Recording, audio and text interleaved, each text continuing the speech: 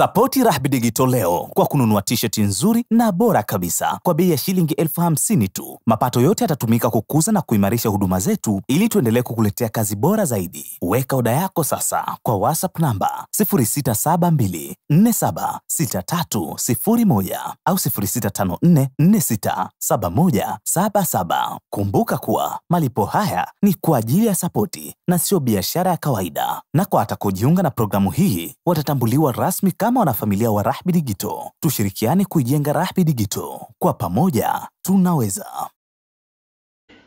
Trump anakusudiwa kutembelea Mashariki ya Kati kama nilivyowapa hii taarifa mwanzo wa mwezi huu, kwa Trump anakusudia kutembelea Mashariki ya Kati. Na Mashariki ya Kati hasa amekusudia ziara yake ambayo aliombea pesa. Yani, unataka nikutembelee, nipe pesa, nitakuja kukutembelea. Na wewe kwa sababu huyu mgeni unamhitaji sana, inabidi umwage pesa ili aje akutembelee, kwa sababu utapata sifa kuwa wewe ni taifa la awali. Lakini sasa Saudi Arabia nadhani mwiko umevunjwa. Ilitegemea kuwa ziara ya kwanza ya Trump itakuwa kama awamu yake ya kwanza ile ya urais, kwa sababu ziara yake ya kwanza ya nje alikwenda Saudi Arabia. Na mara hii akasema na ziara yangu ya kwanza itakuwa Saudi Arabia ikiwa watafikisha uwekezaji wa dola bilioni 600, wakati Saudi Arabia awamu ya kwanza ya Trump aliwekeza bilioni 350 ndani ya miaka 4. Trump anasema ukiweka 600 basi ziara yetu ya kwanza itakuwa kwenu, na aliambiwa 500. Ukiweka 500 ziara yetu ya kwanza itakuwa kwenu. Na ufalme, kwa sababu ni ufalme ambao umejengwa kwenye misingi ya kidunia ya kutaka sifa na kujionyesha na kujipendekeza, ukaweka 600 sio 500, ukaweka bilioni 600 dola. Na Trump alivyoona kuwa 600 mmefika, akamwambia hao wanaweza wakaweka moja ti, akamwambia wekeni trilioni 1 ili niweze kuja. Taarifa za chini kwa chini ambazo ufalme haukufanya official zinadai kuwa ufalme ulifikisha uwekezaji wa trilioni 1 kwa miaka 4, lakini hawakutaka kuutangaza onekane kama vile kuwa wanamuliwa kila kitu na Marekani. Lakini taarifa nyingi zilizoandika za vyombo vya habari vya Marekani zilitaja kuwa ufalme ulikuwa umekubali kufanya uwekezaji wa dola trilioni 1 ndani ya miaka 4 kwenye uchumi wa Marekani, yani kiasi cha dola bilioni 250 wastani kwa mwaka mmoja uwekezaji wake. Yani huo uwekezaji wa mwaka mmoja dola bilioni 250 unakutana ni pato la nchi fulani zimejaa kabisa. Unaziunganisha kama hapa East Africa, unaweza ukatuunganisha nchi hata 3 za East Africa, pato letu la jumla. Saudi Arabia wameenda kufanya uwekezaji wa mwaka mmoja kule.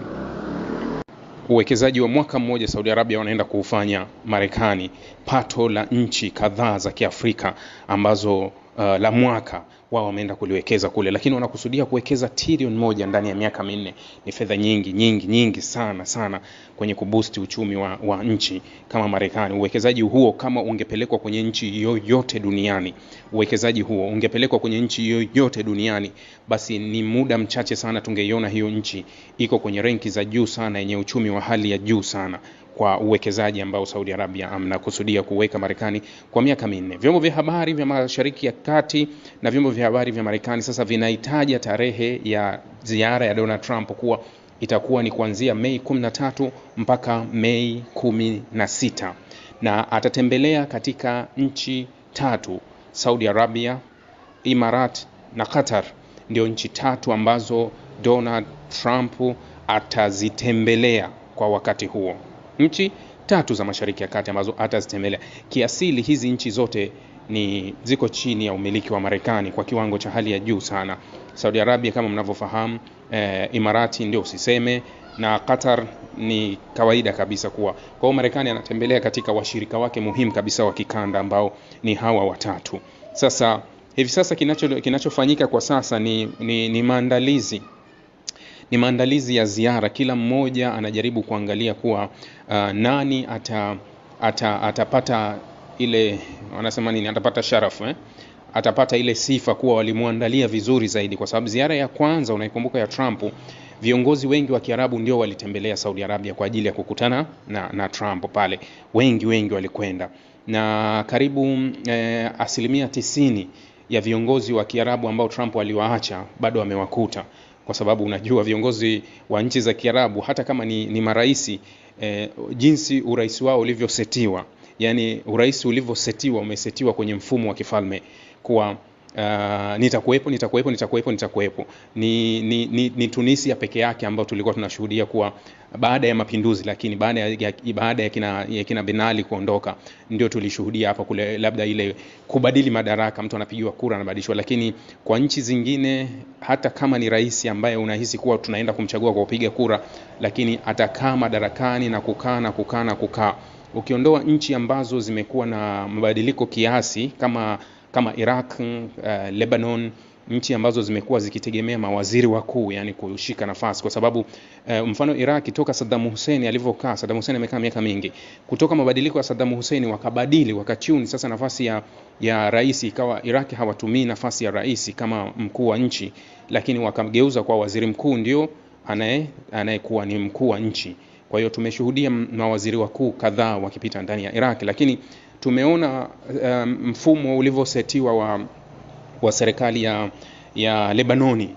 Kuna rais pale ambaye anakuwa ni Mkristo, lakini kunakuwa na waziri mkuu ambaye kuwa ni Sunni, anakuwepo speaker ambaye ni Shia.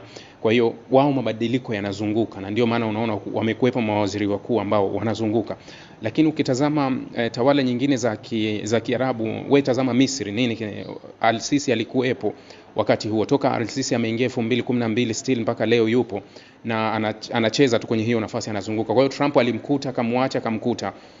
Lakini nenda kawatazame wale wengine, unaweza kusema okay, wale ni nchi za kifalme ambazo zinafahamika kuwa ni ukoo mmoja unazunguka, akitoka huyu anakuja huyu, akitoka huyu. Kwa hiyo Trump 90% ya viongozi wa Kiarabu aliokutana nao kipindi hicho ndio hao ambao atawakuta tena katika kipindi hiki. Kwa hiyo hawezi kusema kuwa kuna mabadiliko makubwa sana ambayo atakutana nayo Trump. Sapoti Rahby Digital leo kwa kununua t-shirt nzuri na bora kabisa kwa bei ya shilingi 50,000 tu. Mapato yote yatatumika kukuza na kuimarisha huduma zetu ili tuendelee kukuletea kazi bora zaidi. Weka oda yako sasa kwa WhatsApp namba 0672476301 au 0654467177. Kumbuka kuwa malipo haya ni kwa ajili ya sapoti na sio biashara ya kawaida. Na kwa atakojiunga na programu hii watatambuliwa rasmi kama wanafamilia wa Rahby Digital. Tushirikiane kuijenga Rahby Digital. Kwa pamoja tunaweza.